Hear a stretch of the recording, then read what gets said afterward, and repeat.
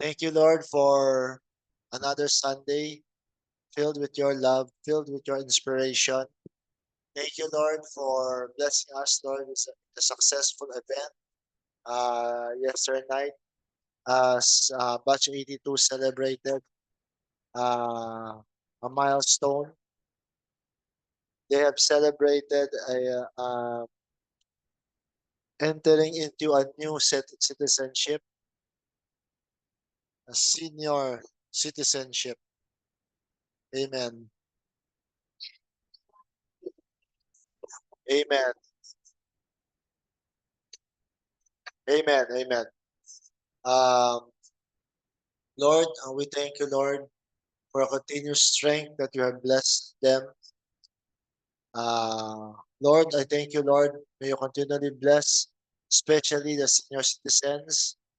Bless each and every one of us, especially the seasoned veterans. Uh, I will not call them anymore seniors, but they are seasoned. Subok na sa laban. Amen. And continually bless them, strengthen them, bless them, their ministry, especially Pastor Ed Layok, in all his activities. Bless him uh, with strength, with wisdom, with provision and joys. Also, not only him, but all of the seasoned veterans, Sister Linda, all of them, Lord, here in the Philippines and wherever they are abroad. Bless them. For we know, Lord, we know that age truly is a number, but our respect to them is beyond measure, Lord, for the things that they have witnessed, for the things that they have gone through. And right now, we can see them as strong and as alert as ever, Lord. So continually bless them, Lord. Also to everyone who is going through uh, their struggles or whatever processes that they go through, Lord. I'm praying, Lord, for my sister on her dialysis. Continually bless her with strength, with healing.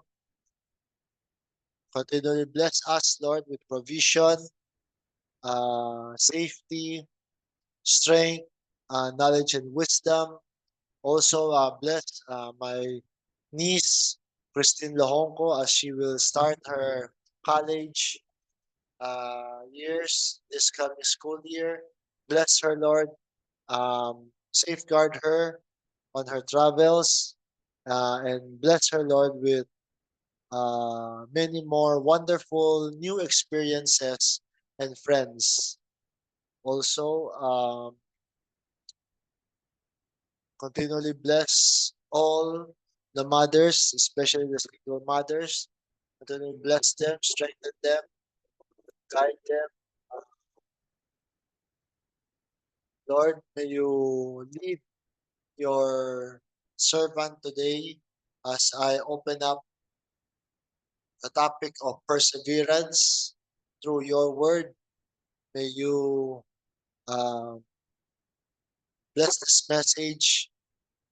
Guide me, Lord, in opening and in breaking open the understanding here. Uh, Continually pour out your spirit, Lord, wherever is the understanding and maturity that needs to happen. Let it happen, let it flow freely, and teach us, Lord, through our individual free wills, Lord, to persevere in life, to persevere uh, because this is our privilege to decide that, to do that in our lives. Thank you, Lord, for all your blessings, Lord. Um, All these I pray in the mighty name of our Lord and Savior, in Jesus Christ's name. Amen. Amen. Panginoon. Amen. Amen. So let's go to our slides.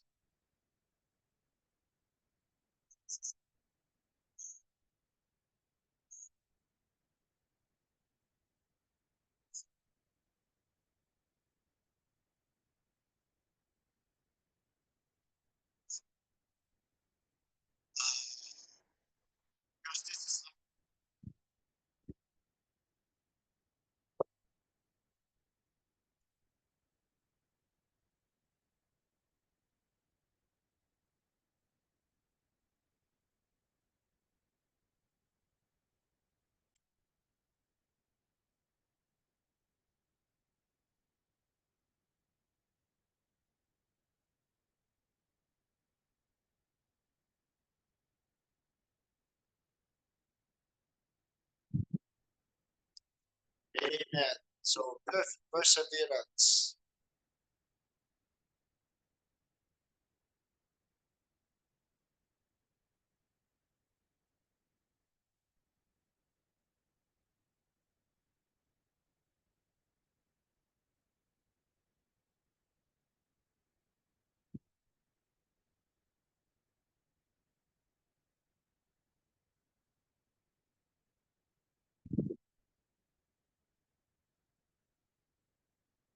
Okay, so perseverance.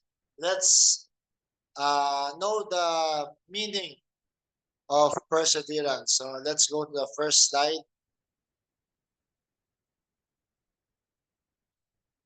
Perseverance. Wait, okay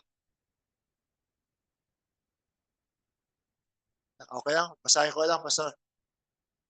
Perseverance is the quality of continuing to try to achieve something despite difficulties, delays, or setbacks.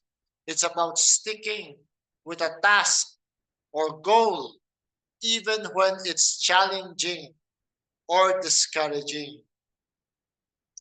Perseverance is closely related to concepts like persistence, determination, and grit, and is often seen as a key factor in achieving success. Amen. So perseverance works when perseverance does not only apply to your life or your work, not only there, but it also applies in our spiritual journey. Amen. Uh, the things that we want, the things that we need to persevere, even beyond material or financial things. What is very important is the psychological, Pastor. It all starts from here in our minds. And we need to build up ourselves in the spiritual sense, in our personal spiritual journey.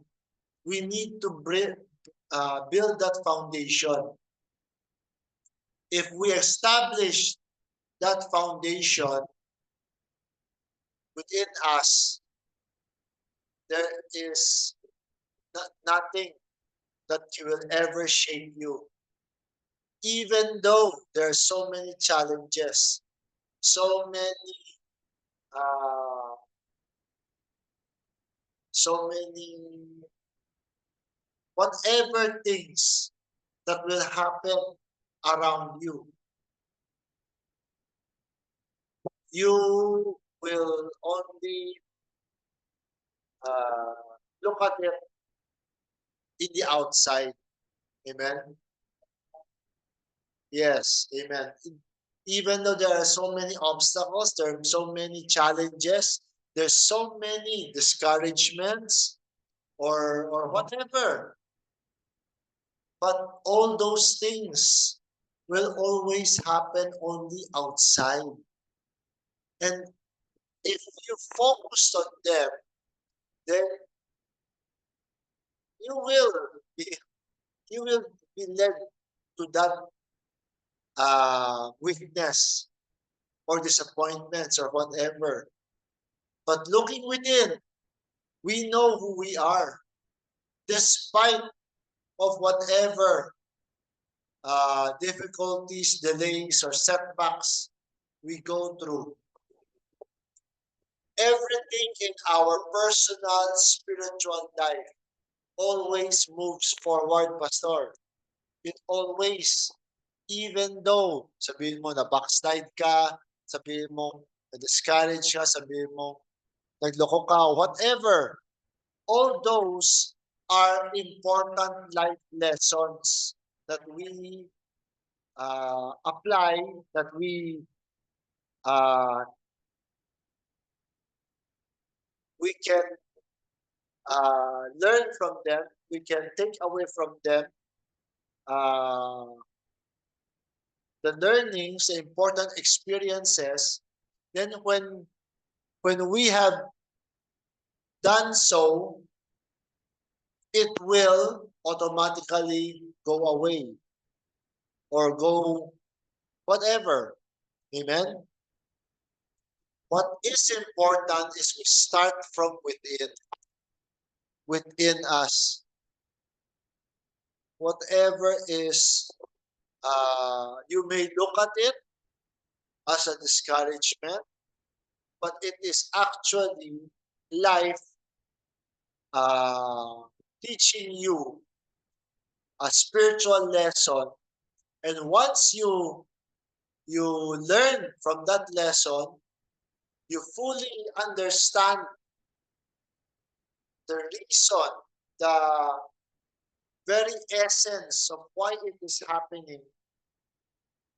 You learn to love unconditionally despite of whatever, and you will see it will eventually go away.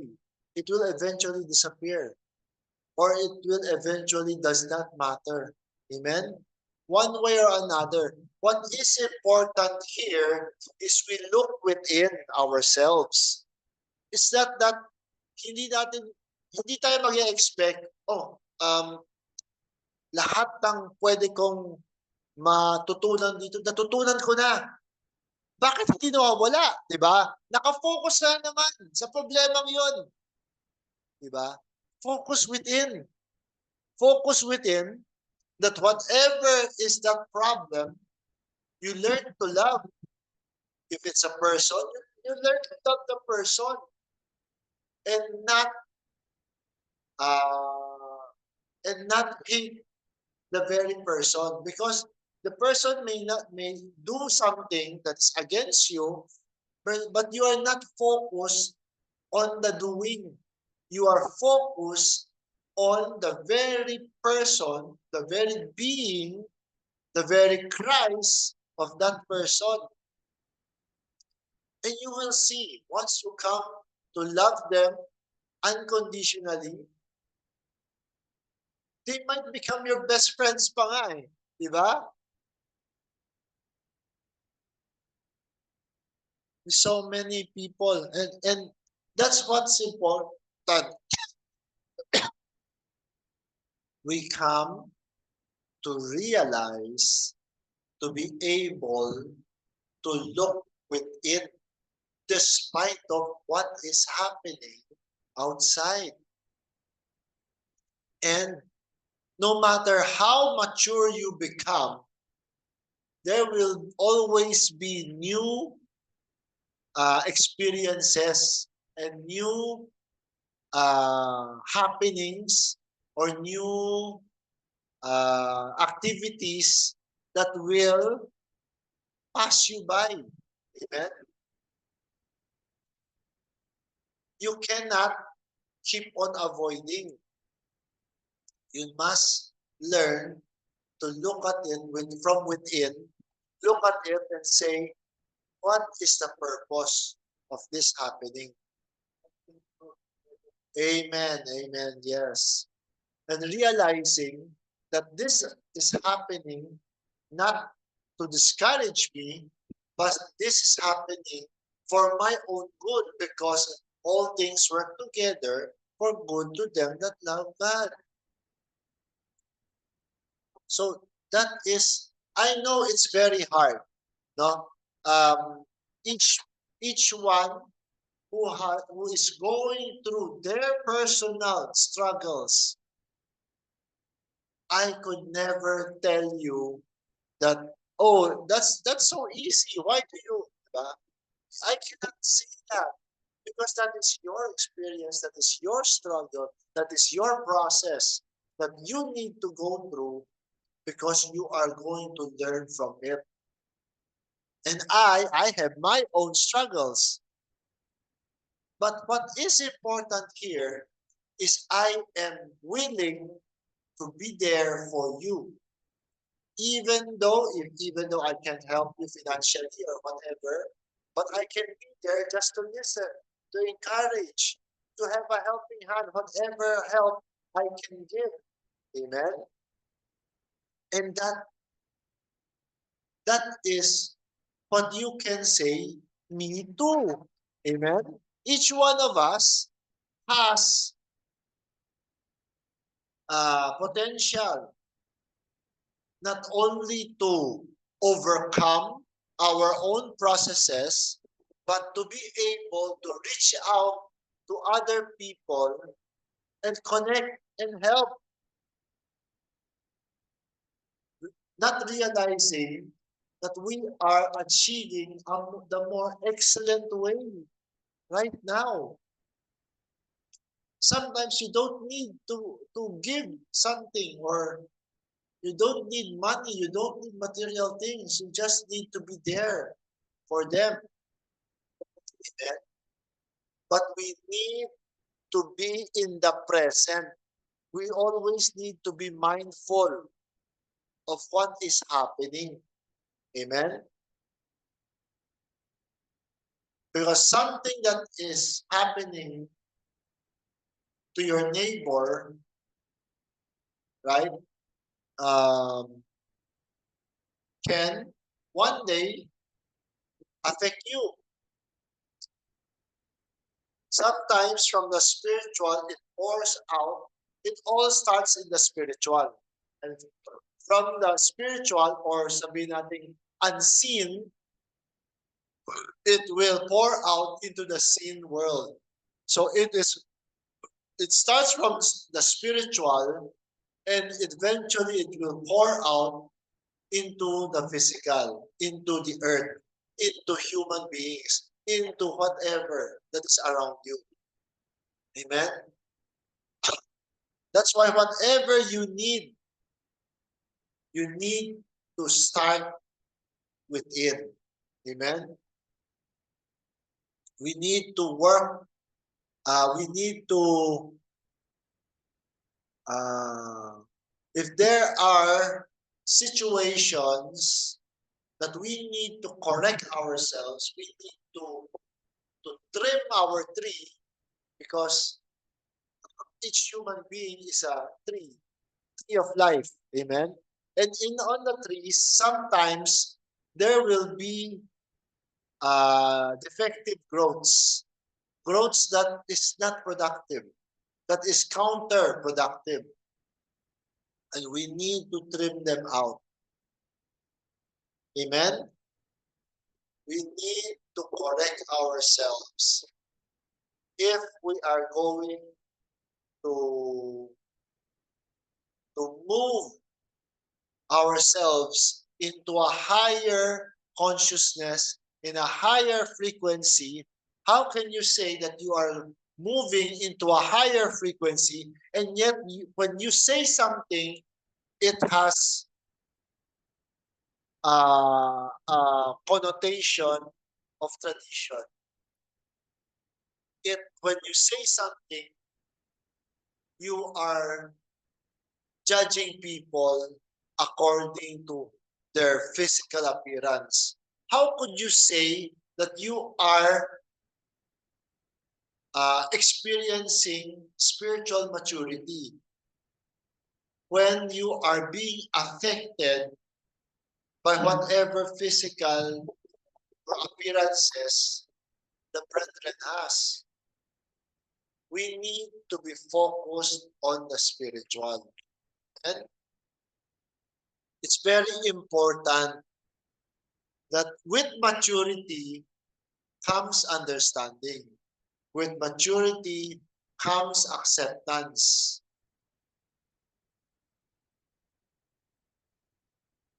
Yes, there will always be things that's happening around us that is never acceptable. Never. Amen. But focusing always on them, makikita mo, mahasama ka eh. You will eventually emulate because you keep on trying to correct them, trying to correct them, trying to correct them. Then you could see that your repetition is not helping, is not doing anything, is not changing anything. Stop trying to change things using old process. Amen? If there are times that we try to correct, if it doesn't work, let's just be examples lang and love them unconditionally. Love them nonetheless. But it's so hard when every time you look at you talk to that person, you always correct that person. Always.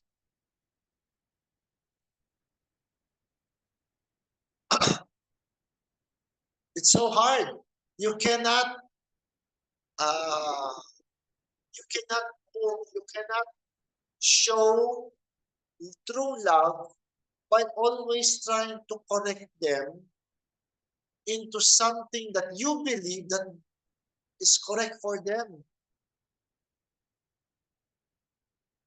It's not love. It becomes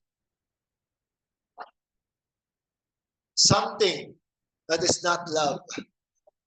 You're trying to conform them. You're trying to make them same with you. But we need to bring ourselves to that awakening. Stop, stop always saying, I am so spiritually mature. Just do it. Just do it. Amen. Just express it. Just be who you are. If you are Christ, then be the best Christ that you could be. Amen. Have we seen Christ always in his ministry uh, correcting the mistakes? Yes, he corrected the mistakes, but only once. Diba? When he toppled the tables in the money exchange. Once lang. Then after that, no more. Because he knows. You topple it today, tomorrow it's there again. No matter what preaching you do, it is their tradition that they are doing. People still going there to buy those doves, those sacrifices, even though he is here. That's why he just moves on, right? Jesus Christ just moves on and be who he really is. Diba? That's us, brothers and sisters.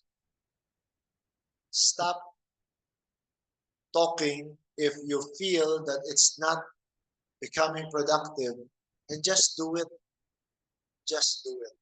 Just be the best Christ that you could be. Amen? Okay, so next slide.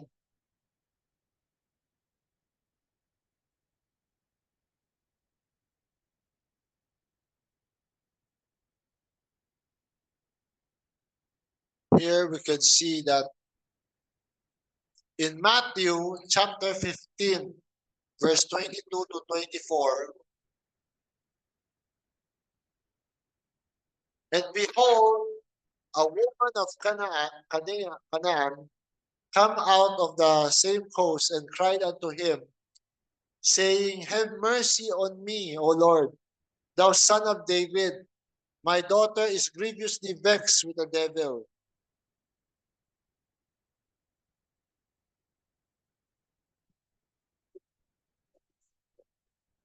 Ito yung Jesus Christ encountered the Greek woman.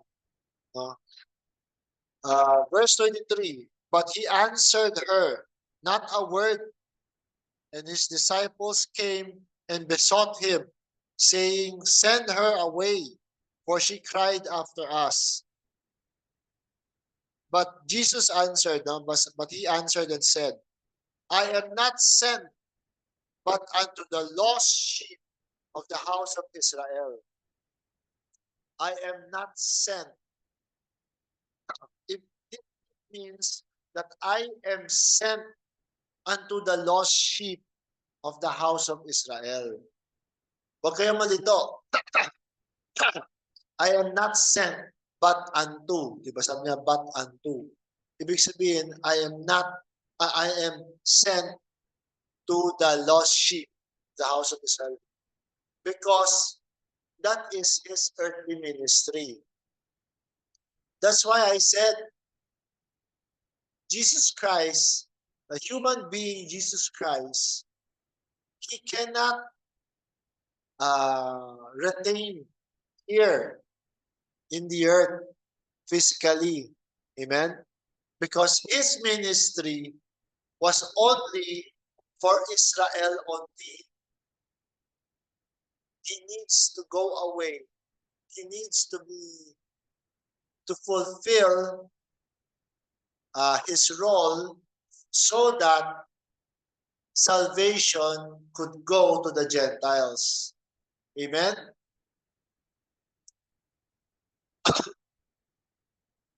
So we could see here that clearly the woman is not an Israelite. The woman's a Greek, a woman of Canaan. And she was pleading with Jesus to heal her daughter. But it's like Jesus Christ said, di ba? It's not yet my time. Nung nabuhay siya ulit, di ba? Sabi niya, it's not yet my time. So let's continue reading. On the next slide, so verse 25, then came she and worshipped him, saying, Lord, help me. Verse 26, but he answered and said, It is not meet to take the children's bread and cast it to dogs. Diba? Parang pangit, ano? For ito yung fulfill niya yung ministry niya. But this is also part of his ministry. What is the part of his ministry? The part of his ministry is to bring out the exercise of faith from the people, especially from the needy. Diba? Ito nga, alam nyo bakit merong descension, merong ascension? Bakit kailangan may karamdaman tapos papagalingin sila? Diba? It is through those challenges that we get the perfect opportunity to exercise our faith. Amen? It is through those challenges, those hardships, those things that happens or we experience that almost crushes us, diba yung talagang didikdikin ka, doon mo, doon mo talaga magkakaroon ng pinakamagandang opportunity na mai-express mo ang iyong pananampalataya. Amen? It's only there. Because if there are no problems, there are no challenges, there are no, di ba? Whatever faith you exercise, hindi, hindi siya ganoon ka meaningful. Di ba? Whatever faith we have when we are not going through those life-changing challenges, whatever faith we express and exercise, sometimes is not that meaningful. Compared to when you are back on the wall, you have nowhere to go. You tried so many things and you're still not going well. Then you let that faith flow out from within you to express itself and becomes you exercise the word made flesh. Amen? So here, he was actually, Jesus Christ did not say that to insult the woman. No. But because he has a ministry, and this is the way that he wants to phrase it. Diba? Parang medyo ginanda niya yung pagkakasalita. Pwede ba niya sabihin, hindi ako pwede eh. Diba? Pero the example niya, hindi bagay na ipakain sa aso ang pagkain para sa mga bata. Pwede ba siya, Lord, pwede mo sabihin, hindi pwede. Ang ministry ko ay hindi para sa iyo. Pero it is part of the ministry, part of the allegory, part ito na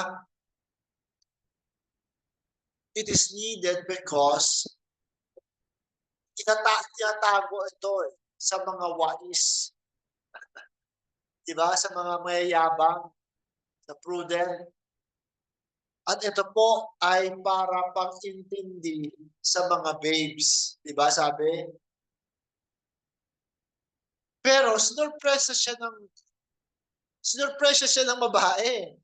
Hindi nagalit yung babae. Sabi ng babae sa verse 27, and she said, truth, Lord, yet the dogs eat of the crumbs which fall from their master's table.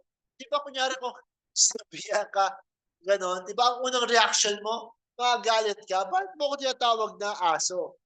Pero nakita ng babaeng yun ang meaning ng wording ni Jesus Christ. Naunawaan ng babaeng yun na ang ministry ng Messiah ng Israel ay para sa sariling bayan. Yun ang prioridad. Amen? Ngunit, nagpakita siya ng iba yung pananampalataya. Pananampalataya na halos imposible. Pero grabe ang pananampalataya niya dahil sa tindi ng pagmamahal niya sa kanyang anak. Para siyang ito araw-gabi nakikita kong aking anak na pinaparusahan ng isang masamang espiritu. Lahat ng paraan, gamot, albularyo, pinuntahan ko, at hindi gumagaling ang sarili kong anak. Hindi ko na matitiis to. Anong paraan? Anong paraan gagawin ko para lang gumaling ang aking mahal sa buhay?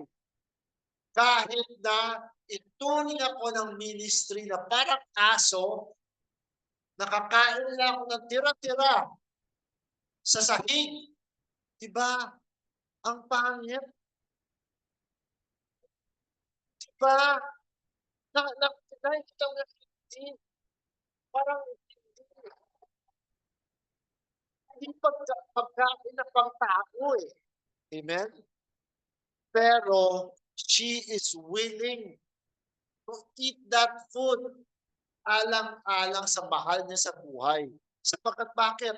Lahat ng paraan na exhaust na niya, naniniwala ako, ginawa na niya maraming paraan bago ito ng pangyayaring ito.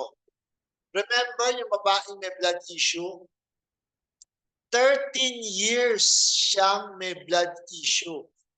Lahat ng doktor pinuntahan na niya, lahat ng kayamanan niya naubos dahil sa paghanap niya, bili niya gamot, anuman, di ba? Lahat 'yun. Exhausted na siya lahat. Pero nung nalaman niya, nandiyan si Jesus Christ, pinuntahan niya. Di ba? Pangit man isipin minsan ang buhay kapag ikaw ay talagang nasa ruk-ruk na ng kahirapan talaga, yung parang wala na lahat ng paraan na ginawa mo, hindi nare-resolba, di ba? Doon natin pinaka na-exercise ang pinaka-meaningful. Di ba? Di ba pwede sabihin malakas sa kapangyarihan eh. Amen? Ang spirito, talagang malakas yan. Hindi mo pwede sabihin malakas, mahina. Walang mahinang galaw ng spirit. Amen? Pero yung meaningful, amen? Yung pag-manifest ng kagalingan na yon, pero mo, hinawakan lang yung laylayan ni Kristo. Gumaling siya bigla. Siya nga mismo natakot eh. Natakot siya. Pero di ba hindi ba yun ang gusto niya? Di ba gusto niya gumaling? And yet, nung gumaling siya, natakot siya. Tapos, di ba, tumalikod si Kristo, sabi niya, sino humawak sa akin? Sabi niya, ha? Ang dami humawak sa'yo? Hindi. Di ba? Pero allegory yun. Nung kinausap siya ni Kristo, kinuwento ng babae sa kanya. We need to express. And once we receive that at yung kasagutan ng ating panampalataya, we need to broadcast that. Kahit na dito lang, sa atin lang. Amen? We need to share it. Amen? So, nakita nito, di ba? Ito nakakalungkot pastor di ba? Sarili niya mga kababayan, hindi nga bilib sa kanya Sarili niya mga kababayan na eventually siya magpapako sa kanya. Pero nandito itong babae na hindi niya kakilala, hindi man lang niya kababayan, pero naiiwala sa kanyang kakayahan. Bakit? Kasi nga, part ito ng test ni Jesus Christ no, sa babaeng Kanaan. Amen? Tinest niya, i-provoke niya siya ng pag-ibig. Sa pamagitan ng pag-ibig, willing kang lunukin ang iyong pride, ang iyong ego. Amen? Para gawin ang isang bagay para sa kabutihan ng iyong mga mahal sa buhay. Amen? And she said, "The truth, Lord, yet the dogs eat of the crumbs which fall from their master's table." Sabi niya, kahit na tira-tira, tatanggapin ko yan, kakainin ko na yan ng lubusan. kahit na tira-tira, kahit na anong dumi yan, mahulog sa sahig, di ba? Then Jesus answered and said unto her, O woman, great is thy faith.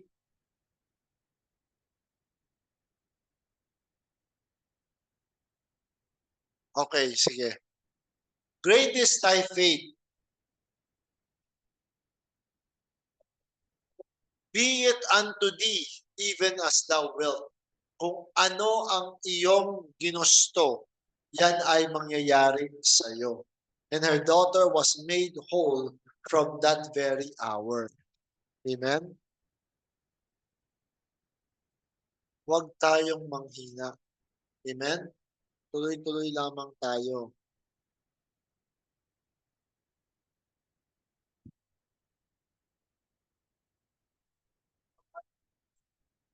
Yes. Amen. Amen. Ang babaeng yun ay may perseverance. Diba? Kasi, matitignan mo, dapat, yun eh, ibang-iba yung background nila eh.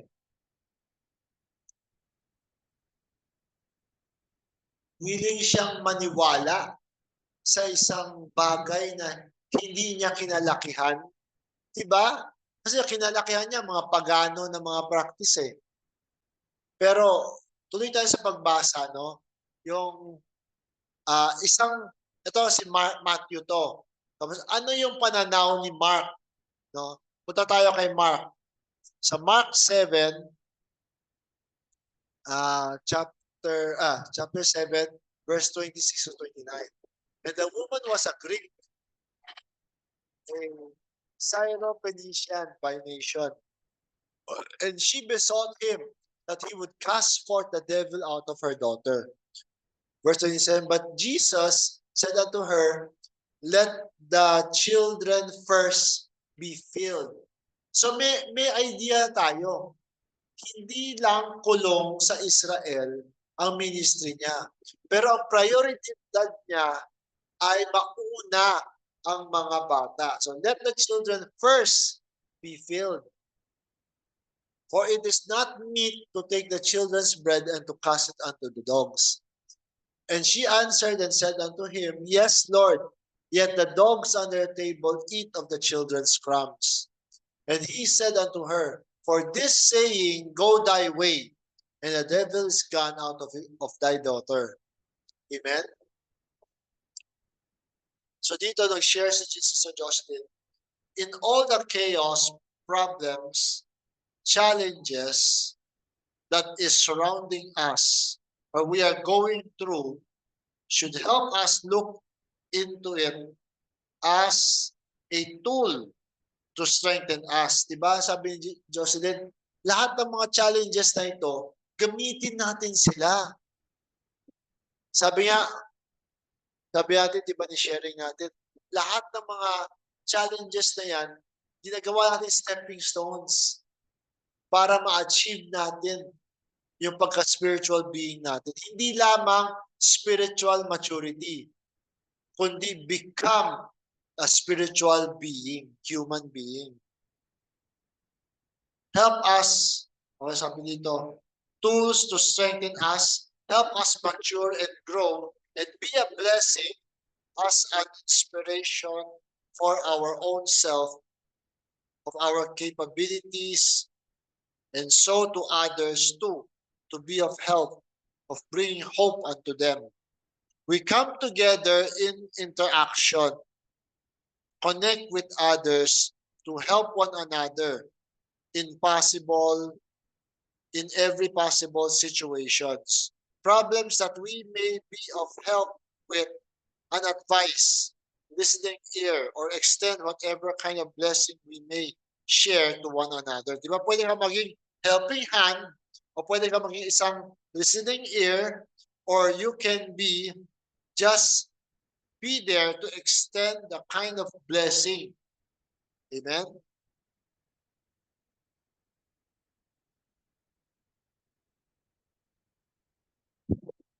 Amen? So, we can see here, sometimes, yung pagiging persistence, nakakapagod. No? Minsan, Pastor, kapag parang walang pakiramdam mo, walang nangyayari, parang, bakit pa? Bakit pa ako magtutuloy? Parang wala naman nangyayari. Pero, yung pala, yung struggle na yun, Pastor, is just right here. Dito lang sa atin lang. Hindi mo alam, meron nang nangyayari. Hindi mo lang nakikita. O baka nagbubulag-bulagan ka lang. Bakit? Di ba sabi sa Bible? For your Father in heaven knows what you need even before na ipanalangin mo. So meron yan. And yet we need to exercise that faith, that heartfelt, true faith. Amen? Yung totoo. Hindi yung sabi-sabi lang. Hindi lang yung, ngayon subukan ko. Tamo, wala o, hindi nangyari. Diba? So dito, magbabasa lang ako sa konting sharing ni Branham tungkol doon. Sabi dito, sa a greater, no? Sa message niya ng March 6 of 1964. Remember, the woman had a lot of hindrance, but her faith didn't have any. Marami siyang hindrance kasi hindi siya Hudyo. Hintil siya eh. Maraming, alam niyo ba yung gaano kababa ang tingin sa mga hintil, di ba, ng mga Hudyo? Pero yung pananampalataya niya, walang limitasyon. Faith has no hindrance. There is nothing going to stop it, no matter what anybody says. If you've got that right hold on God, God has got the right hold on you. Kaya nga sabi ni Brother Don, yung intuition natin, yung boses na minsan bulong lang sa atin. Amen? Minsan, hindi mo alam, kinakausap na ka na ng Great Spirit.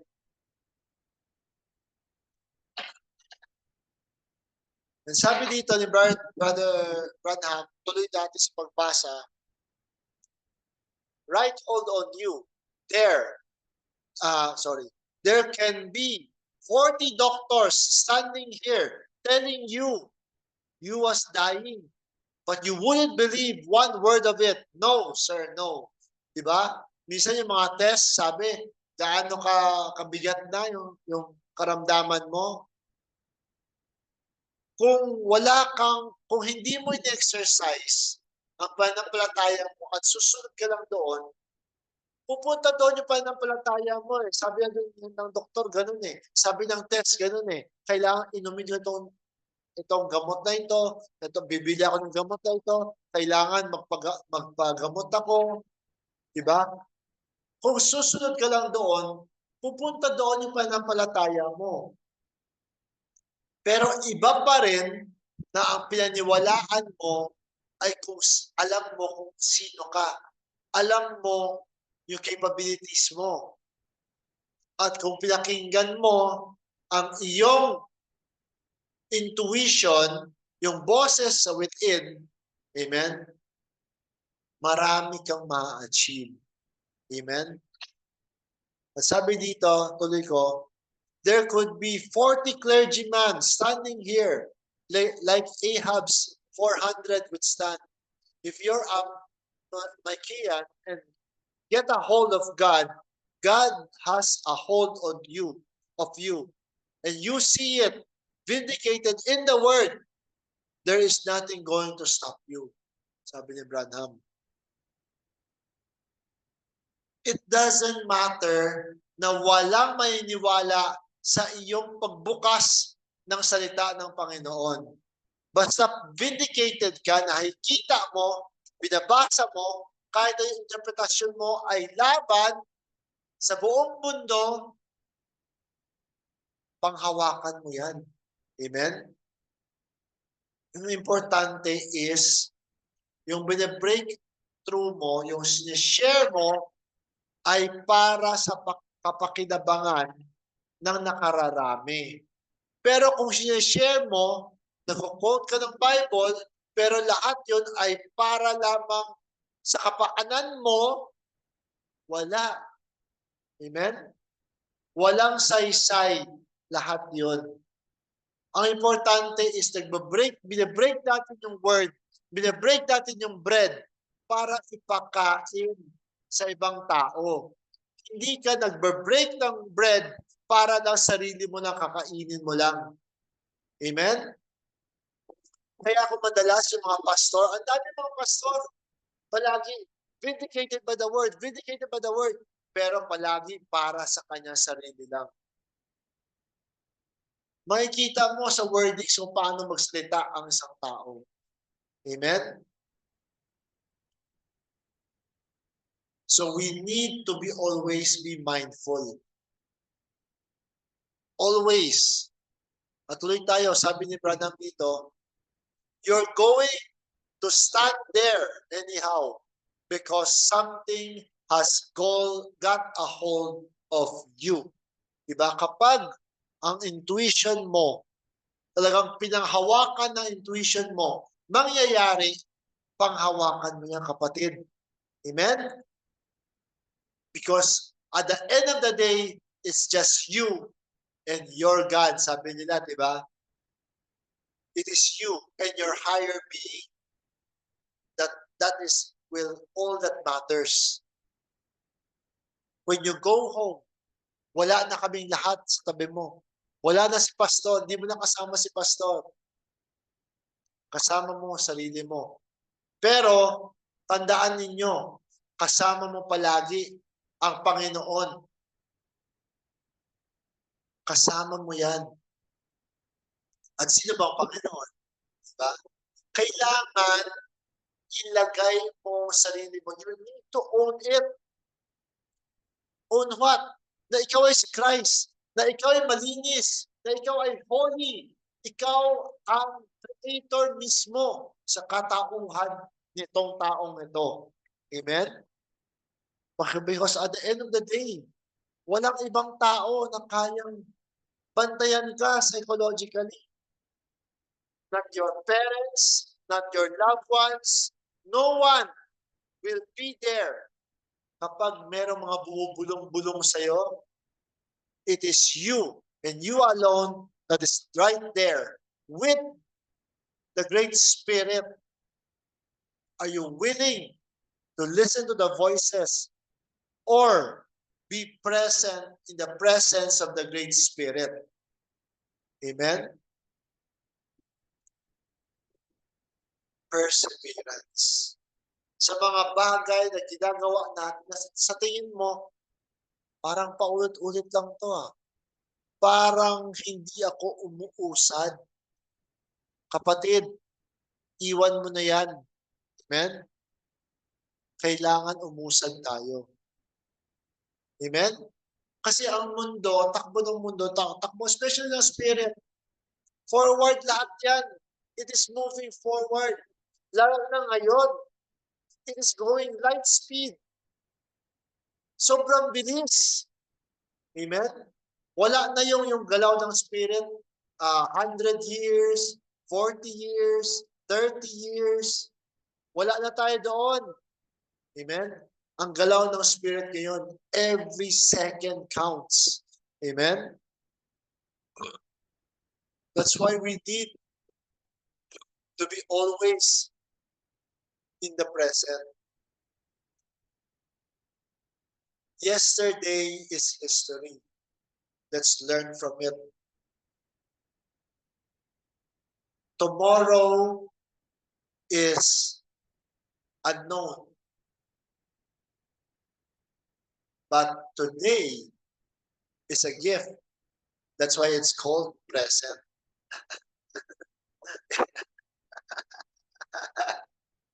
Amen. Yes. So last slide ko. The real battle is within. The greatest battle that is ever fought. Armageddon, di ba? Lahat dito. It's in the mind. Conquer your inner contrasts. And after overcoming them, see your surroundings change. Amen? Persevere, mga kapatid, brothers and sisters, no matter the challenges. Ano yan? Financial? Maraming perang nawala? Ano yan? Physical? Na may karamdaman kang pinagdaraanan?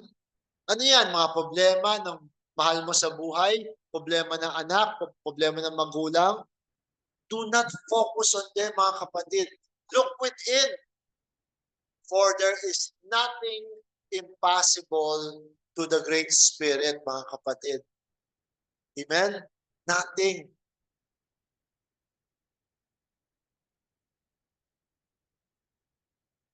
Job lost everything.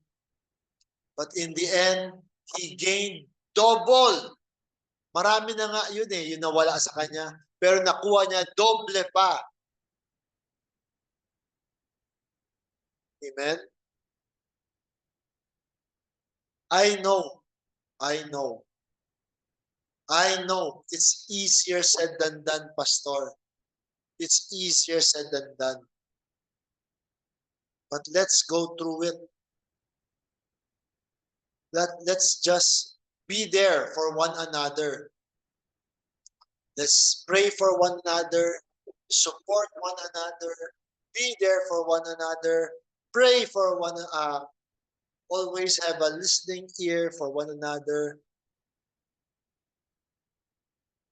And don't be discouraged even if you don't see the people very often. Always put them in your heart. Remember your relationship, because that relationship will go beyond this life, mga kapatid. As our journey in life will go beyond this life, our relations, our loved ones, the people that we love so much, who has gone before us, when we step through whatever challenges, they are always there, cheering for us, rooting for us, encouraging us, reminding us. Amen?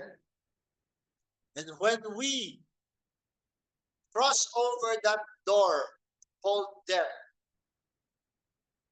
all of them will be there to welcome you home.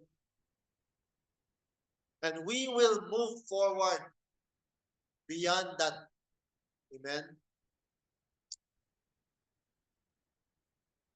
All my loved ones, all my friends who has gone before me, they're always there, wherever I am, encouraging me, correcting me, whatever. And when I die, I will go home to them. Amen? To live is Christ, and to die is gain. Amen? But for now, wag ka magmamadali. Walang nagmamadali. Amen? Amen.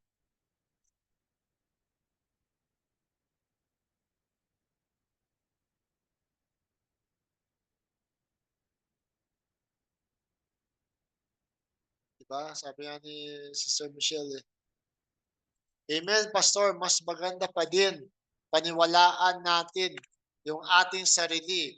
Kasi higit sa lahat, mas kilala natin ang ating sarili. Kasi once na i-claim mo ang lahat ng sinasabi ng ibang tao, ibig sabihin nun, wala kang tiwala sa sarili mo. Hindi mo kilala gaya kapag tayo may naramdaman sa katawan, isip natin mag-check mag-check, which is okay naman 'yon, para ma-aware ka sa health mo. Pero ang doktor ay kasangkapan lang para ma-aware ka na alagaan ang sarili mo. Yes, Sister Michelle, tama ka. Kasangkapan ng doktor, ang mga gamot, lahat 'yan, sapagkat ikaw ang mas nakakakilala sa sarili mo. Aware ka na, kasangkapan lang para ma-aware ka sa alagaan ng sarili mo. Pero if alam mong nakasasama yung gamot nireseta niya sa'yo, pwede mong di inumin yun, mas magtiwala ka sa sarili mo na gagaling ka dahil kaya mong ingatan yung self mo. At wag natin laging iisipin na may sakit tayo. Kasi kung ano ang pinifeed mo sa mind mo, yun ang mangyayari talaga. Kaya dapat magtiwala tayo sa higher self natin kasi di tayo ipapahamak ito. Huwag tayo makinig sa ibang tao. Amen. Gaya na lang sa nangyari kay Brother Ezra, nakinig siya sa ibang tao, hindi niya muna tinanong ang higher self niya kung tama ba yung desisyon niya. Minsan matuto din tayo. Minsan matuto din tayo makinig at mag-analyze kung tama ba o hindi ang ating gagawin. Amen. Amen. Thank you for sharing, Sister Michelle. Perseverance. Alam mong kailangan mo yon, huwag tayong manghina. Amen? So, hindi lamang yan sa trabaho, hindi lamang yan sa mga loved ones natin, kundi ang pinaka-importante ay yung sa sarili mo. Work on your perseverance on yourself. Amen?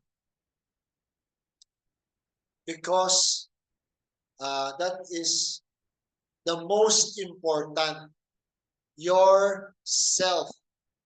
When you are able to manage yourself, then you will be able to really of benefit and help other people as well. Amen? Amen. So, may sharing ka, Pastor? Sorry.